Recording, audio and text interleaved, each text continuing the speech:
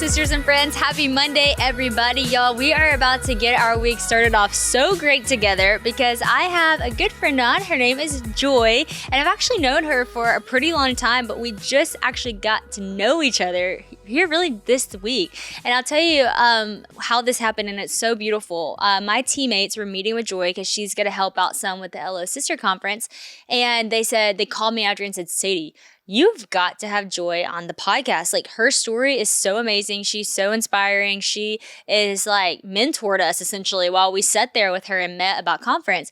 And I was like, what in the world? Like, I know her, but we've never had a conversation. So I said, look, I'd love that, but I don't know her story. So see if she would go to coffee with me and then we'll talk about it.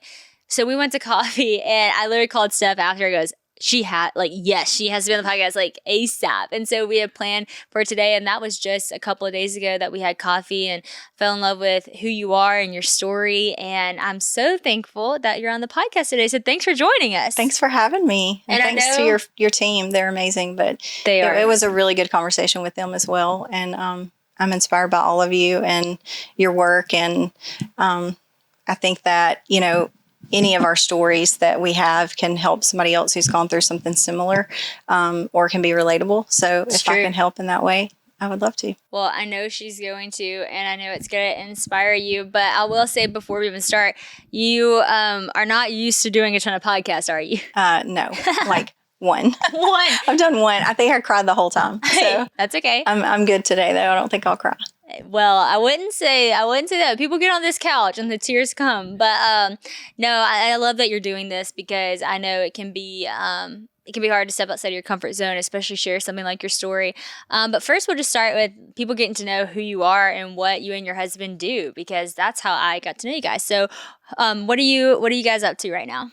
Well, we currently own, I guess the easiest way to say it is, Bayou Joy LLC. And so we have all of our short-term rentals under that, umbrella. And our flagship short-term rental or Airbnb was Bayou Longbeard, which we created back in 2018. And, I guess we started in 2017. And it went live on Airbnb 2018, 2 days after we got married. So it's kind of our baby. We actually don't have children of our own. I have 3 from a previous marriage, and Clay had never been married. So we got married March 10th of 2018. We went live with Longbeard, not really knowing that it was going to take off and do as well as it has done. Clay's parents had this space where his grandparents had lived, and once they passed away, they were like, what are we going to do with this space? And Clay said, you guys should Airbnb it. Like, I'm going to go back to Nashville. But I think God just... Before y'all were dating, or were y'all dating whenever that happened? So we probably should write a book so we can put all the details in it. But really what happened is Clay and we dated in high school. So we've been friends since we were 15 and 16. And we've just been friends all these years. And then we graduated high school and went our separate ways. I got married at 19, had 3 children. I was a stay-at-home mom for 10 years. Clay randomly got into the music industry and has traveled the world for 25, 30 years with some really incredible people. And he says he can't believe it's a job. But long story short is Clay's grandfather passed away in 2016, and he came home for the funeral. And so it wasn't uncommon for Clay to ask me if I wanted to go to lunch or dinner, or maybe a group of our friends from here. A lot of times we would meet up at Johnny's Pizza because, if you live away and you come home. You know. That's right. Johnny's Pizza. That's right. So we actually went to Dax that day for a Sunday lunch after church. And it was 2 of my children, one of their friends, and me and Clay, and we're just catching up. It felt very different that time. And after a 6-hour lunch there, we ended up at Clay's parents' house, and we were sitting in this space talking about, like, what did they want to do with that space, And I mean, I literally entered the chat day of. Wow. They had just buried his grandfather the day before. So it was all very fresh, but Clay said, y'all should Airbnb it. We weren't dating at the time, but the next day, he said, I want to see you again before I leave town. And I said, well, the kids are going to have friends over, so you'll have to come there. We can hang out, on the porch or whatever. So I remember the conversation. It did feel different, but I had no idea that he was going to ask me if I wanted to date, and I was just like, sure, we can date, but I'm never going to get married again. He always jokes, because he made a joke that night. He said, that's fine, I'll change my last name. And it kind of just, I feel like I don't have a lot of blonde moments, but it went over my head. Like I really never thought that I would get married again, especially, not to Caisee. But we took a walk, and things just went for a turn. So we did start dating, I guess, really that day. But he went back to Nashville, and, as a busy single mom working full time and him traveling, I thought this could work, because also in his past, like, relationships really hadn't turned out, because when somebody's on the road for, months at a time, it's hard to maintain a relationship with somebody. And he said he always had a great life. And so he didn't want, anything or anybody to mess it up. So he was good with where he was. It's funny because whenever you were telling me that story the whole time, I was like, oh, that's so cute. Like, y'all dated in high school. And then you were telling me about that walk and about him asking you to be, I guess he said it like, do you want to start dating? And I was like, oh, and you're like, yeah, but it's actually like awkward to start dating at your age. Like you were saying that. And I think that, we have a lot of mom listeners. We have a lot of we have all age listeners. Like truly, we talk a lot to people my age because I am my age. And so you naturally talk about that, but we have all age listeners. And so I just wanted to say that because I thought that was just like an interesting part of your story where you were just acknowledging that, like, yes, it's sweet, but it wasn't like butterflies and rainbows. I was like, okay, we can date, but I'm not going to get married. Yeah. Like, you had kind of been in this time where you had gone through a divorce and you're like, it's not really what I'm looking for. But I have to say, just for the Airbnbs that they have. So this is kind of how I got to know you guys. Aside from Clay and I ran into a lot of the same circles and worlds, because a lot of the people that he worked for on tours and different things, people that I know and got to do things with. And so Clay and I definitely had a lot of connections, but y'all's Airbnbs, like, we got to stay there. We fell in love with them. We think they're so amazing. It was kind of like an oasis for Christian and I. So many people that we know have stayed there after, they got married, and just like significant moments in people's lives. And they've just been so awesome. But another thing about you guys is just y'all's love for our community and how you've taken like what y'all have with these spaces and you've made them to be these like truly like little havens, which actually I wrote in your book at your Airbnb when I stayed there, and then named our daughter Haven, and you reminded me of that. I ran across that note and I texted you and I was like, did you even know you were going to name your child Haven when you wrote, this is a haven for us? Not at all. I thought that was really cool. Not at all. And it was a haven. And that's like one of the things when I named Haven, like that word is very special to me. I don't use that word often. And that was like a haven for us. Y'all's hospitality. And when I stepped in there, it was like, wow, this is so beautiful. And what I love especially about it is it's in Monroe, Louisiana, which a lot of people don't associate with beautiful things. They're like an amazing place to stay or an incredible experience, which is something we're trying to change, something we're working hard at. It's one of the reasons we have our conference here. We want to revive the city as we're spiritually revived. We want to see that revival happen. We want to host people well. We love where we live. It's shaped us. It's molded us. It's been a beautiful place for us. But a lot of people in this town don't see it like that. You even talked about you didn't see it like that before you started dating Clay and y'all were doing this. And I think so many people listening to this, you might be like, oh, I want to move to Nashville. I want to move to LA. I want to move to New York. I want to move to the big city. I want to do the cool thing. But like what I think is so special about y'all's story is like y'all did the cool thing where y'all are at. And y'all made it cool because y'all are cool people and brought your uniqueness to it. So inspiring. Thank you for saying that. I love it. But on the note of making something in the middle of Monroe a haven, which is something that I think you have to put intentionality behind to do. Tell me a little bit about just that love for hospitality and bringing that into creating the spaces you guys have created. I'm starting to think that pretty much everyone's schedule is busy, no matter what season of your life you're in, whether you have toddler and a baby like me, or you're in college, or wherever you're at. Things are just busy, and sometimes our schedules can get in the way of our time with the Lord. But thankfully, the Dwell Bible app makes it super easy to listen to God's Word read by people who love the Bible just as much as you do. There's never been a more customizable audio Bible with over 20 different voices to choose from. Soothing music and calm sounds enhance the listening experience, and you can choose from your own background music and audio speed so that it's just right for you. Dwell has tons of options like theme playlists, stories, and key passages, or you can choose a listening plan to help you stay on track with your spiritual walk in whatever way fits you best. Dwell's latest release, Dwell Daily, gives you a fresh, thoughtfully crafted devotional every day to help you immerse yourself in the Word through prayer and meditation and so much more. And if you're looking to deepen your engagement with Scripture, then Dwell Daily is definitely worth checking out. I personally love listening to things. I learn, I think maybe even in some ways the best whenever I'm listening to things. I like to listen to audiobooks. I like to listen to music, obviously, and I definitely like to listen to Scripture being read. I think that sometimes just without the distraction of everything, when you're taking it in and listening, it helps so much. And so this is a great thing for you. If you have a hard time getting into the Word, just let someone read it over you. It's a great thing to do in your car when you're going to and from work. It's a great way to get in the Word. So listen to God's Word effortlessly using Dwell. Go to dwellbible.com/woe to receive your 25% off discount today. Again, that's dwellbible.com/woe for your 25% discount that you can get today. Go check it out, friends.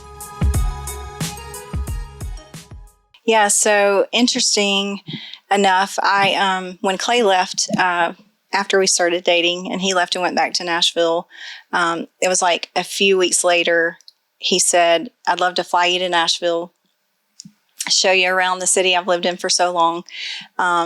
It's so funny because I was like, you want me to fly on an airplane, like alone? Because I had flown once in my life. But wow. The long story short of that was I spent a few days there, and then we actually had a road trip back to Monroe for Thanksgiving with our families. But I vividly remember leaving Nashville and telling Clay that I feel like I'm the least creative person on the face of this earth. Yeah, I didn't tell you that the other day. There's just not enough time for all these details. But I did, because I just remember everywhere that we went in Nashville, whether it was a restaurant or a concert or someone's home, like people are creating there, whether it's art or food or music. Murals are everywhere. And I just didn't think that I could create. Like I guess I didn't feel like I had an outlet, or I didn't even think about the fact that I didn't have an outlet or maybe resources or whatever. But I think really what it was is it's in there. And then you have somebody that gets behind you and champions you to do those things. And so I remember him saying, yes, you do. Like, you take great pictures, or, you can do any of this stuff. Like, you're amazing. And that's how our relationship started, was him really just cheering me on. So when you're paired up with someone else who is creative, because he is, and who's been exposed to like the world and all these amazing people that I feel like have shaped him, you can become a really cool team, So I feel like it was in there, but something had to bring it out. And I feel like Clay and the timing of all the things in our lives, the way that things lined up, brought that creativity out. So with Longbeard, I was working full time. Clay was traveling, and I still had 2 children at home. So he kind of commissioned a friend to help us with Longbeard. And we kind of put together a color palette, a theme, a vision board type thing. And our friend Heather Land helped us curate that. And she's amazing. If you know her or have ever been in her home, it's just very eclectic. And that's what we wanted. We wanted something cool that didn't feel like you were in Monroe, and we just said, if it doesn't turn out to be a great Airbnb, then we have a cool extension of this home, which ended up later being our own home. So that was fun. And we got to put the final touches really on that. And we move furniture all the time, and we change things up. And then I think just the hospitality part of it is where I felt like we really zoned in on that first before we created our second Airbnb, which is where I think my confidence for creating something really was boosted because we did it all by ourselves. That one's called Monroe Mojave. It's like a little desert oasis. Y'all have to come stay in that one too. Yes, well, I get to see it. We haven't stayed in it, but I was like, it literally feels like we're in Cabo right now, and we're in Monroe, Louisiana. Yes, we're always like, mission accomplished whenever somebody says that. So yeah, as far as hospitality goes, I didn't realize that so many things in my life through the years were really leading me to this point of hospitality being my life, and even being a ministry. Like,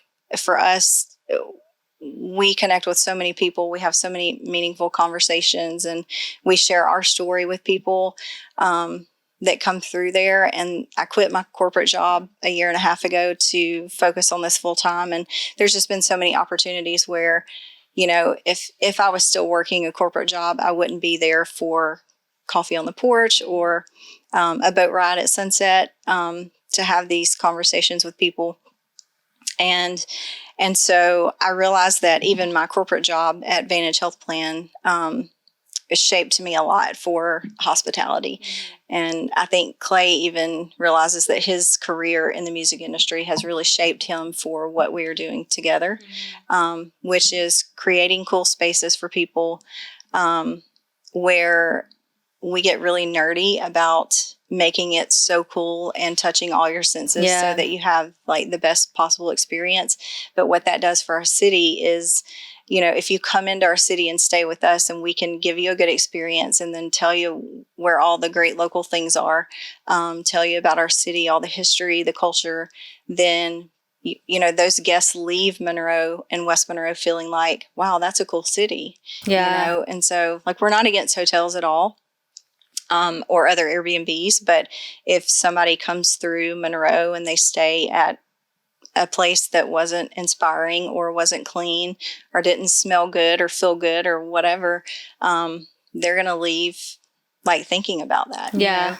And it doesn't matter to all people. Not everybody cares about an experience when they stay somewhere. They just need a place to lay their head.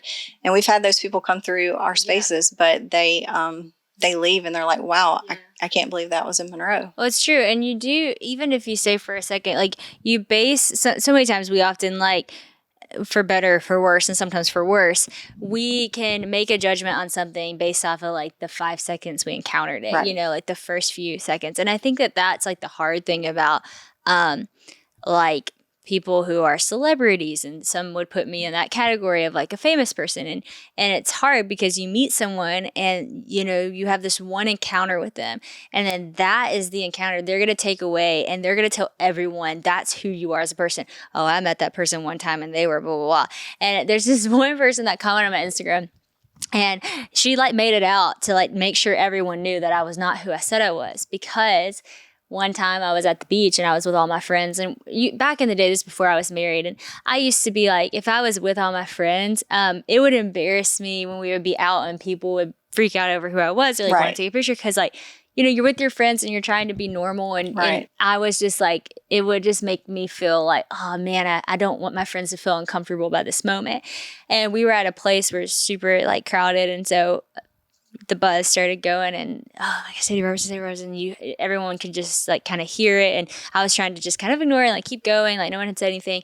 And then someone had said like Sadie or whatever, and I acted like I didn't hear them because I was just going to try to like ignore the moment, try to just keep the normalcy that I could and maintain this moment. And I do feel bad for ignoring it, but now you see the context of what that was coming from. Well, this girl would comment on every Instagram picture of mine for so long, just letting people know that I was so rude and that I ignored her, and letting people know what I was really like. And I ended up DMing and being like, I'm so sorry that was your experience with me, because that really is not who I am. Right. But to your point, people have one experience in Monroe, and it might be a negative one, and then that's what that city was, for better or for worse. And so I do think like the intentionality behind, that can go from hosting and how you present, or just being who you are. Right. It is important that you present yourself in such a way that makes people feel loved and special and all of those ways. And so in that particular story that I shared, I think it's important for the other person to have grace on you too and know that there are certain moments. But I love that you guys carry that. Like, I want to be a person that when you come here, you feel that love. You feel like it's a haven, like it's above and beyond. But what I love about your story is there's so many things I love about your story, but one of the things I love about it is it didn't actually start with this like gifting of like, oh, I'm so creative and I'm so good at interior design and I can make something look so cool. That was actually not it. Really, from what I heard, it was that love for hospitality and making people feel special and taken care of. And I think so many people in this day, it's like they desire to be like, to have that gifting, but they might not have the heart in the right place. And I think that it's so important that before you get into like what you're going to do, you establish why you're going to do it. Right. Because if you know the why, the what comes naturally. But if you only know the what and you don't have the why, then the what does not come naturally. It's a grind. It's a striving to get there. But man, if you know that why, it's like the what just follows. And, you know, when you told me about working at your corporate job Advantage, tell us a little bit about just that interview. Because I remember when you were telling me that you didn't think you were the girl for the job. If we're being real, eating healthy can just be hard. It can be complicated. It can take extra time or extra money. Eating healthy can definitely be a challenge, but Hungry Root makes it super easy. With Hungry Root, it's just going to send you fresh, quality groceries, and it's so simple, and it has the best easy meal ideas as well. It's like your personal grocery shopper for healthy eating. You can just take a fun, short quiz so that Hungry Root can get to know you and your personal goals, your preferences, and more. And then they're actually going to build you a personalized cart with all of your weekly grocery needs and give you recommendations on how to put all those goodies together. This honestly sounds like the best thing ever because you know what? It takes some work to fill up a grocery cart, doesn't it? And so for someone to do it for you and even tell you how to cook it is so great. Every order is totally customizable, so you can take Hungry Root's suggestion or choose whatever you want. They offer fresh produce, high quality meat and seafood, sweets, smoothies, kid snacks, and so much more. We love Hungry Root. We started getting their boxes, and the first time we did it, we let them choose for us, and we were pleasantly surprised because there were so many things that I probably wouldn't have naturally chosen just because I hadn't tried them before that we ended up loving, and it became a staple in our weekly boxes. And so definitely let them try it out for you if you are up for trying new things, or they have so much to choose from that you can pick from that you'll absolutely love. They even have a kids section as well, which is super helpful with the girls' snacks. Everything from Hungry Root follows one simple standard. It has to taste good, be quick to make, and contain whole, trusted ingredients. So you can rest easy knowing that Hungry Root has done all the hard work for you. Right now, Hungry Root is offering, well, that's good podcast listeners, 40% off your first delivery, and get this, free veggies for life. That's right. Go to hungryroot.com/whoa to get 40% off your first delivery and get your free veggies. That's hungryroot.com/whoa. And don't forget to use our link so that they know that we sent you there.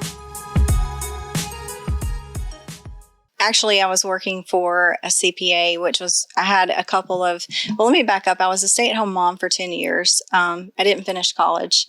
To me at the time at 18, it was too hard to carry a full-time job and to go to school full-time, which I know is a really common thing for a lot of people. Like, I didn't really feel like I had it in me to get all that done, to like accomplish it. Again, I had very low, I think, self-esteem, and just, I was very shy and like meek and quiet. And so a very chaotic like upbringing. So when I got married, and ended up pregnant like a year and a half, I had my first baby after I got married.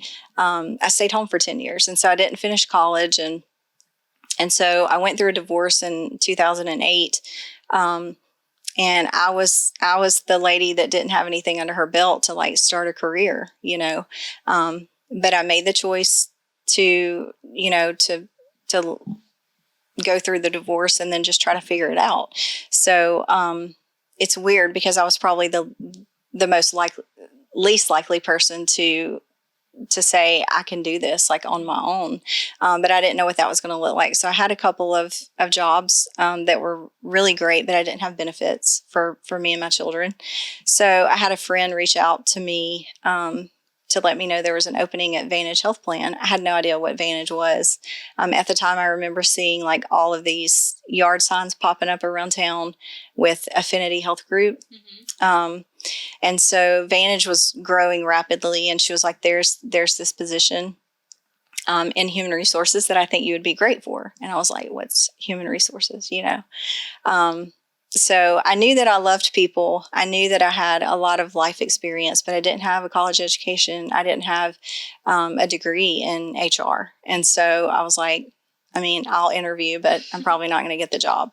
And the guy that interviewed me that ended up being my boss later, he also like knew my story and some of the history, with my divorce and things like that.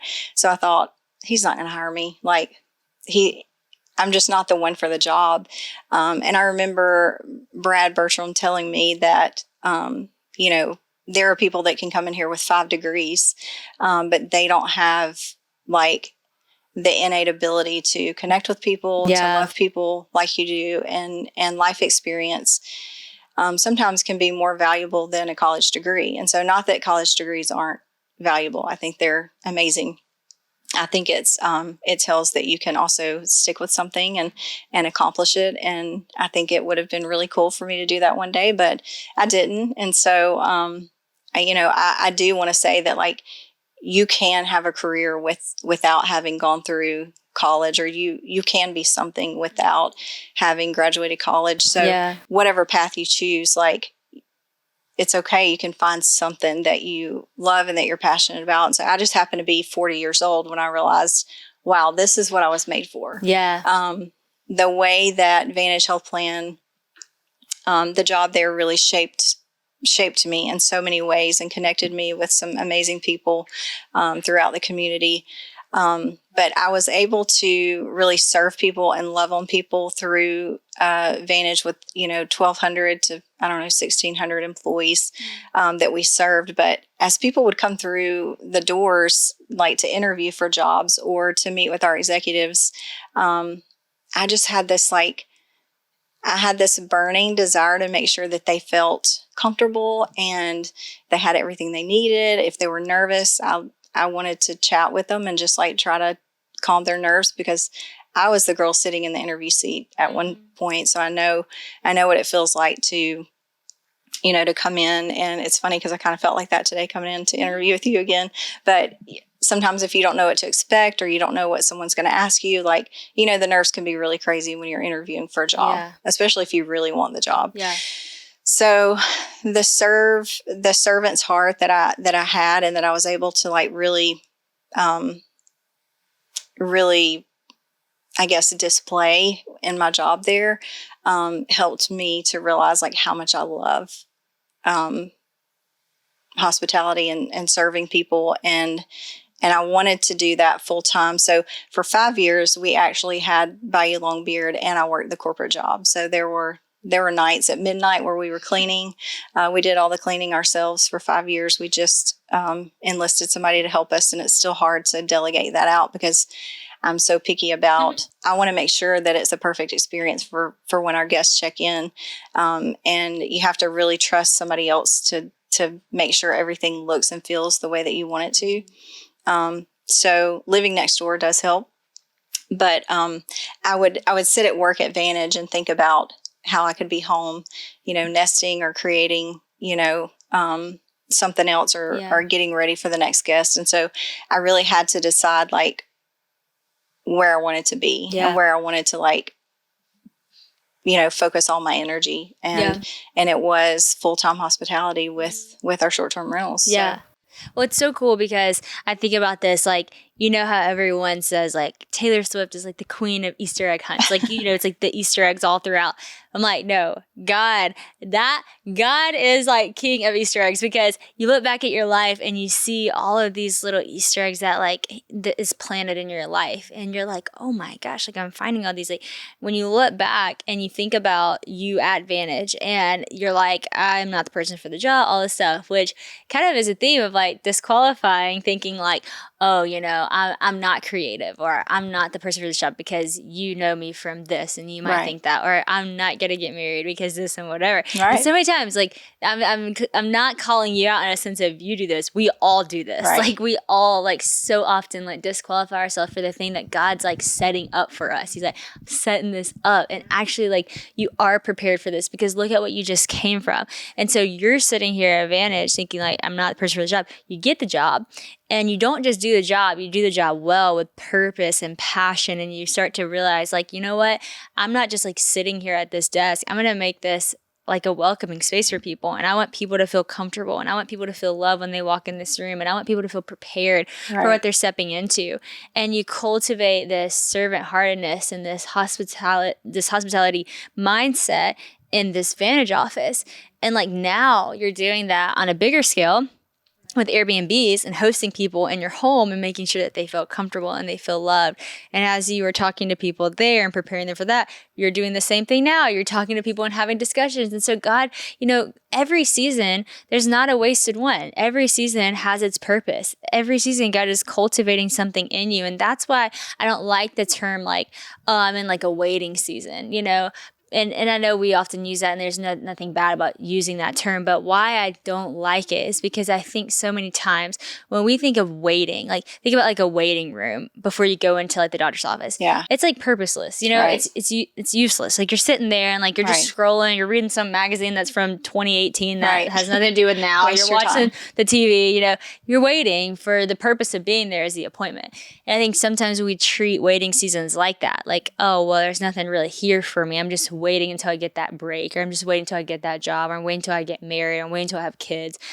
But like, no, like every season, there is something in that I believe every day God is cultivating something in you that is making you become who you're going to be and who you're going to need to be for the next one. And so I just love that time there it wasn't wasted. It wasn't waiting. It was preparing you for all that you're stepping into now. On the note of just making people feel comfortable and going the extra mile, you mentioned this a second ago, like having coffee with people and going on boat rides. And that is an extra mile thing that y'all do for y'all's guests. Like you make yourselves available if they want to, be with y'all. And if not, you don't. I remember the first time we stood there, you're like, you won't even see us. Yes. And we didn't. But if there is a guest that's like, hey, we want to hang out. I know you've had moments like that. Are there any that you feel okay with sharing that you've been able to kind of speak into some guest lives? Sure. There's always two that come to mind like really quickly when people ask us that. And I remember there was this lady, she booked and she, if you've ever booked an Airbnb, it prompts you to tell the host why you're coming, and so a lot of times people will just say, ball game or family reunion, or some people don't say anything. But as a host, I like to find out like, really, what are you coming for? Is there anything that we can do extra for you? Can we make any local recommendations? But I remember this one lady in particular, we always offer a Bayou Biscuit board and then a sunset cruise if the weather's permitting and we're home, So I remember in my conversation with her back and forth just on the Airbnb app, she was very just cut and dry. She didn't conversate a whole lot, and you could tell she didn't want to come and like visit with us, which is fine. We respect that. We will be very hands-on with you if you want us to be, but if not, you can just have your private space, and we respect that, and we'll make sure that we do everything to like protect that. So we knew that this lady was coming in for to visit her mom's grave, and so that immediately feels like very solemn, and like of course she's not there to make friends or whatever. But I remember later that night, I was cooking dinner, and she sent me a text message and said, can I take you up on that boat ride? And we were like, sure, like turn the oven off, like let's go. So I remember Clay and I went out, got everything ready. She met us down there. We had this amazing conversation on the boat, and we got back up to the porch, and we share a back porch with Bayou Longbeard. So there came a time where like we would go into our door and she would go into her door, and we just stood there and talked for like 30 more minutes, and we ended up sitting on the couch, and it just turned into like a conversation until midnight, and she opened up a lot about some things with her children and the church, just some of the disappointment that she had in the church. And so long story short, the next night she asked, could we do it again? And she's been back probably 7 or 8 times. Wow. She lives in Fayetteville. And we've gotten to be really good friends with her. Wow. We've helped her shop for real estate because she's from Monroe and she would love to have like a piece of property on the bayou. So that's one. And then we had this other couple come from, I think Austin, Texas, moving to North Carolina. And so because we're on the I-20 corridor, we get a lot of people, that just need like to break their trip up, So these guys were there, and they actually took us up on the offer for a sunset dinner cruise. So I remember we set the table for them, and they were walking down the dock, and they saw like everything we'd done for them, and which we would do for any of our guests. We'd treat them all the same way. They just started crying. Like they were just so blown away that these strangers like loved them and did this for them, and like opened their home and opened their schedule at night for them. So we had a really great conversation with them. Clay ended up on the porch with them later that night, talking more about just life. And, there's so many. I mean, I should probably write them all down because there are so many. So I think that if you like continue to show up in a space like that and make yourself available, really cool things can happen. God, timing is everything. And Clay and I saw that with our relationship. There's been so many moments where I was like, man, where were you at 15 years ago or 10 years ago? But Clay says, neither one of us were ready for this relationship with one another, and timing is everything. So there's just been some really cool moments where we feel like too, that's just like our ministry. I mean, I think you can have a ministry of your life wherever you are, whether it's the grocery store, the doctor's office, with your friends, or at church, or whatever. Like for us, we feel like connecting with these people is what we're supposed to do. It's like it's our purpose right now. And so making sure that everything is perfect for those people that come through is just, it's what we do. We love it. It's crazy how fast the girls are growing right now, especially Haven. 10 months, it is wild how much change happens and how much they grow. I'm constantly getting rid of clothes to fit her better. She's getting so tall. But one thing that we can rely on, from the time they are newborn to their first birthday is the formula that we chose. A2 Platinum is an amazing formula that nourishes their body from newborn up until their first birthday. A2 Platinum is made from fresh, pure A2 milk, which comes from cows that naturally produce only the A2 protein. It's nutritionally complete with key ingredients that support growing babies and has everything that their tummies need in a clean, safe formula. As moms, we are all about safety for our kids, right? And feeding them formula, the best one, is definitely important. And I know that sometimes that's stressful and that's hard, but A2 Platinum is made with such high quality ingredients, and safety is their top priority. They have a flawless record of 0 recalls and even won the Clean Label Project's Purity Award, which is really significant. And I had to say, whenever I was, choosing formulas, it was stressful, which one's going to work. And it was extra stressful for us because Honey she didn't like formulas, and also it made her tummy hurt. So even in the hospital when she was born, they had to pump her little tummy after giving her the formula the hospital provided because she just had a sensitive stomach. So right from the start, I was looking for, the best quality formula because she was sensitive to other things. And so when we found A2 Platinum, it was so great because, truly the first time we gave it to Haven, she loved it. It is just a very well-made formula and has all the little things that are good for them. And with 2 sensitive tummies, they have responded so well to it. So trust me, you want to choose A2 Platinum for your little one. For a limited time, my listeners will all get 25% off your first purchase. And that's only available at my exclusive URL, a2platinum.com/whoa. This is an amazing deal, especially for you moms buying a bunch of formulas. I know it's hard, it gets expensive. So here's 25% off. Don't wait, go ahead and order now with the letter A, the number 2, platinum.com/whoa, WHOA. That's a2platinum.com/whoa. And, it's so cool that you touched on that. Just, it is a ministry. It is y'all's ministry. And hospitality is something that we are called to, I believe, as believers, as a church. I believe to welcome people in and sit at our table is something really important.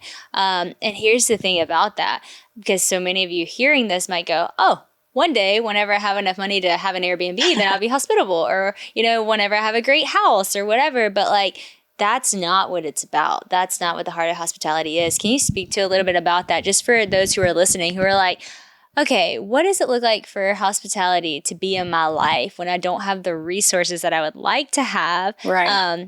To bring people in?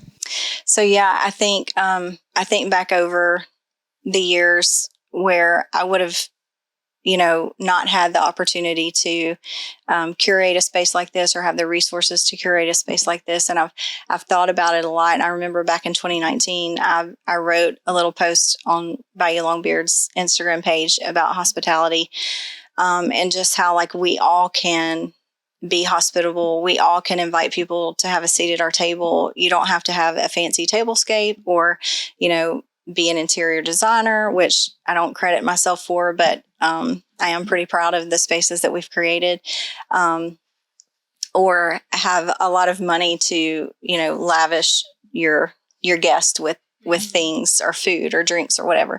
But you can just initiate simple invitations, and whether that's like, hey, can we meet for coffee, or, have a group of friends at your house, everybody bring something. Like you don't have to have all of these resources to be hospitable. But I think creating small moments where you can love on people, and, just be in a space where conversations can happen with people that can be very meaningful and change people's lives. Just like with your team the other day, like we were meeting to talk about Low Sister Conference, and then we ended up talking about life. And, I always love sharing some of my experiences with anybody, but especially younger girls.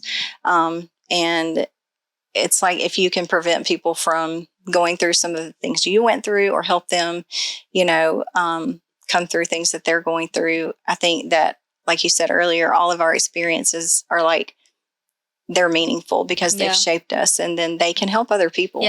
And that's what happened a lot of times in HR Advantage is that I was able to share my story, or encourage people who were going through similar things or hard things, whatever. So you can just initiate those moments in your life wherever you are. You don't have to create an Airbnb to be a host. Like, you can be a host wherever you are. You can be a host in other people's homes, in other group settings. Like, you know what, if you have a passion for hospitality, jump up and help, like see where you can help. Like that's why I'm so passionate about, I'm so thankful that you chose to bring, you chose to come back home, raise your family here, be with your family, and then bring the conference here. And so I want the city, I want everybody to get behind you and support you.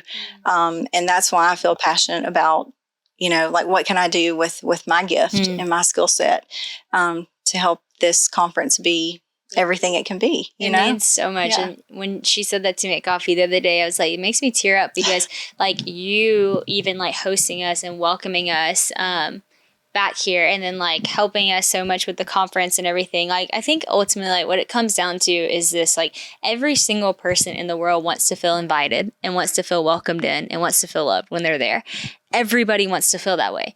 And if you're able to give people that feeling of feeling invited and feeling like they have a seat at the table and welcomed in your home or wherever the space is, well, it doesn't have, like you said, you don't even have to be at your house, in a room full of people who 90% of people feel awkward being in the room because it's just social awkwardness and intimidation. Like, just make that person feel loved and welcome, and that person was already invited, and like that goes such a long way. And I think that's like being a good host. Like, that is being hospitable. It's making people feel welcome. It's making people feel at home, in a sense of home, no matter where they're at. And you do that so well, whether I'm literally at your Airbnb or at coffee with you or in a meeting for a conference. Like, you see that thread throughout your entire life.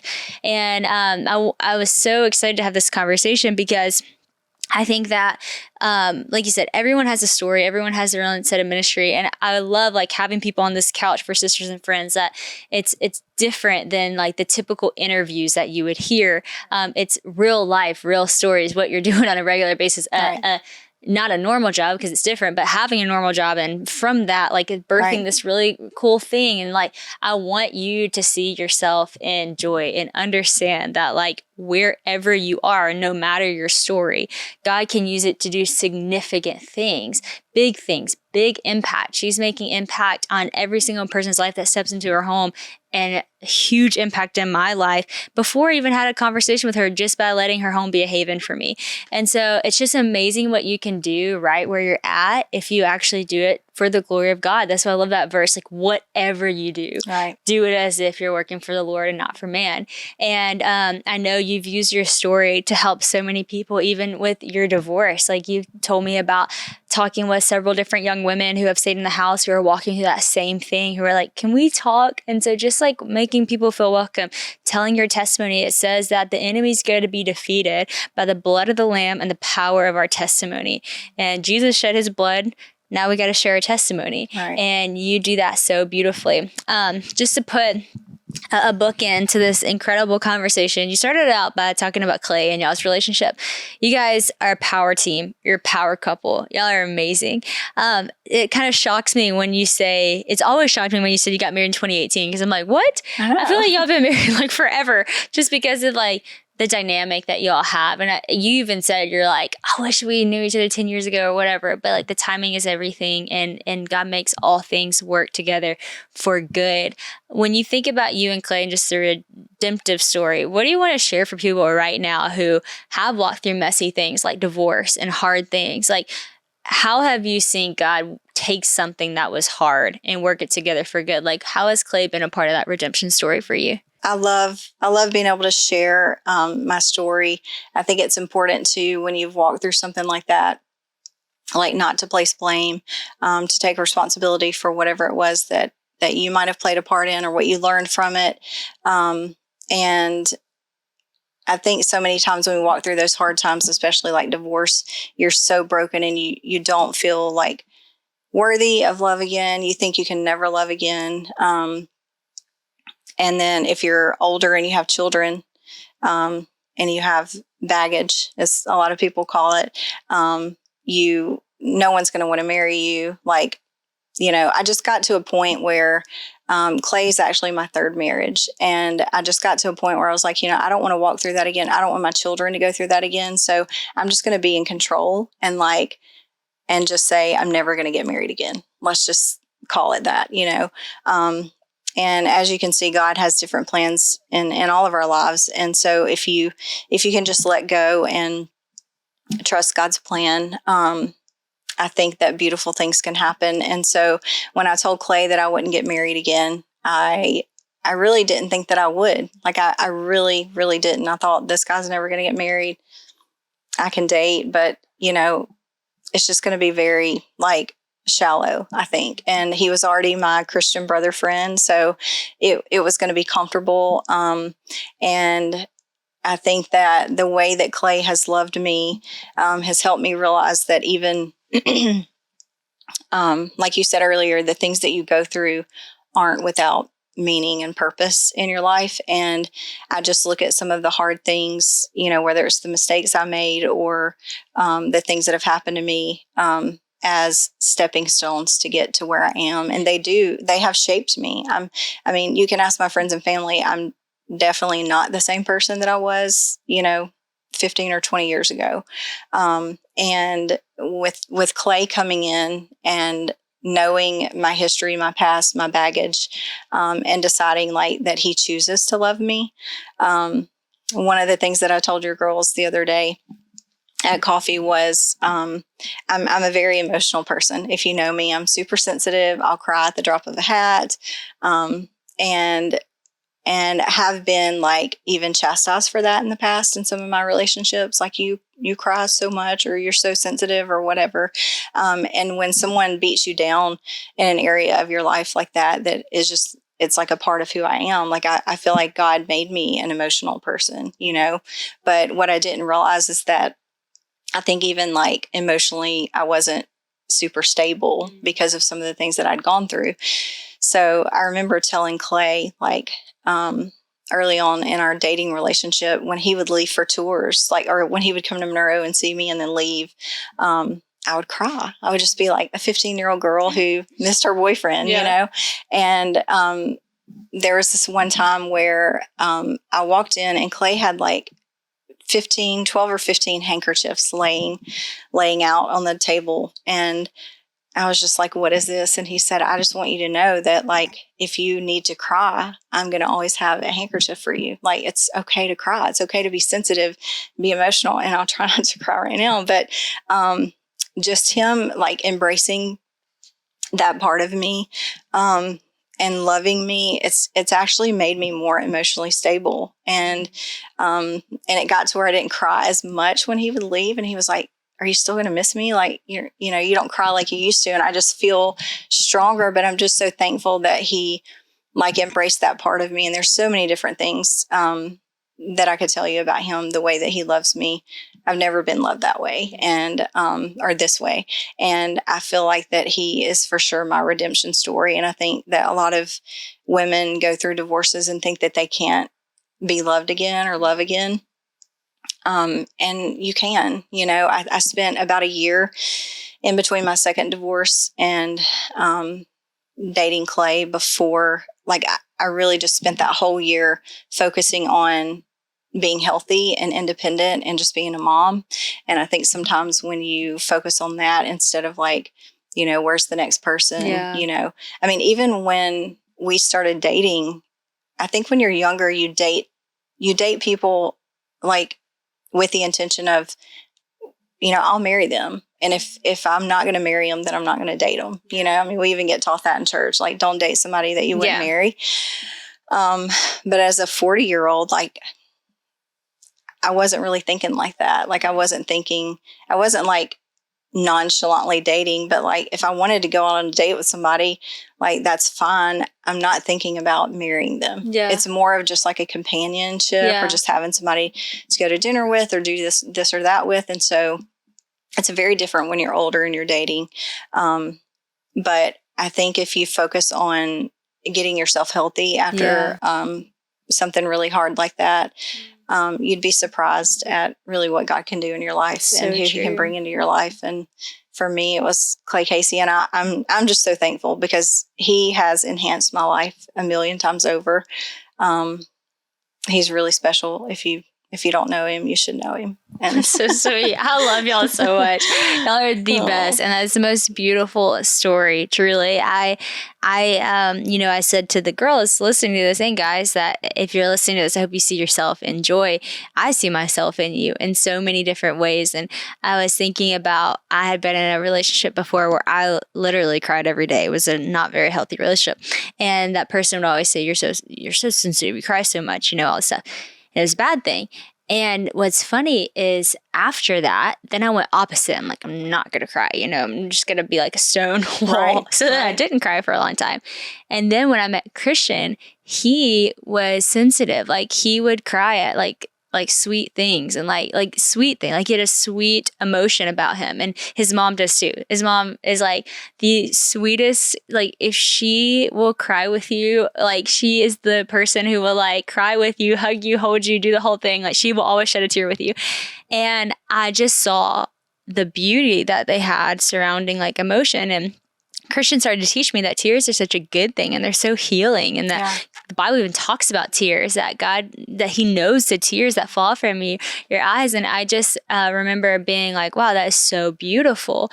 And then it's so cool because I began to like cry out of like sweet things. Like, sweet things make me cry. Like, I cry during worship all the time. I literally always, this is so funny, like championship games, like when someone wins, I always cry. Like, I'm so happy for them. And like, I don't even have anyone that I know playing this game, but I'm crying with you. And it's like, I love it because it's like brought so much redemption to emotion in my life that like I cry in like appropriate times now. Like, I cry when things are sweet and things are happy. And then I cry whenever like tears are meant to be shed. And like, Christians invited me into that, like the healthy side of emotion. And it's just really, really beautiful. And yeah, and I don't cry over the things that I used to be sensitive, like the negative things. I don't even feel the need to cry over that anymore. You know what I mean? You realize now that it was because of like it was because of the situation I was in. I was like, it's ironic that the person telling me I cry all the time is the one that's making me cry all the time. And now I'm in this healthy place. And I'm like, I'm not an emotional person. Like that's actually not who I am. That's who I'd become based from that relationship. But that's not really who I am. And then I got healthy as a person, met Christian, and he taught me even more the beauty of that. And so when I heard the handkerchief story, I was like, oh my gosh, you have to tell that story, because you know, these are just two women who experienced a very similar thing. And I would not doubt that many of you listening to this podcast probably the same. And maybe this is the first time you're hearing some of the beautiful and redemptive side of it. And maybe that's something you haven't walked into yet. But let me tell you this, friend, you don't have to meet the man you're going to marry to find that redemption story. And you don't have to get the job that you're going to have to find that redemption story. That redemption story starts with Jesus and the relationship that you have with him. And really only Jesus can truly heal you in the way that you're longing to be healed. And then from that place, man, there's so much blessing to come. And he has so much that he's going to unfold, those Easter eggs that you're going to get to come upon in your life. But first start with that relationship with him. And from the overflow of that, man, the fruits of the Spirit, the love, the joy, the peace, even the hospitality that will flow out of your life will be so rewarding. And so thank you, Joy, for being on this podcast. Thank you guys for listening, and we will talk next time.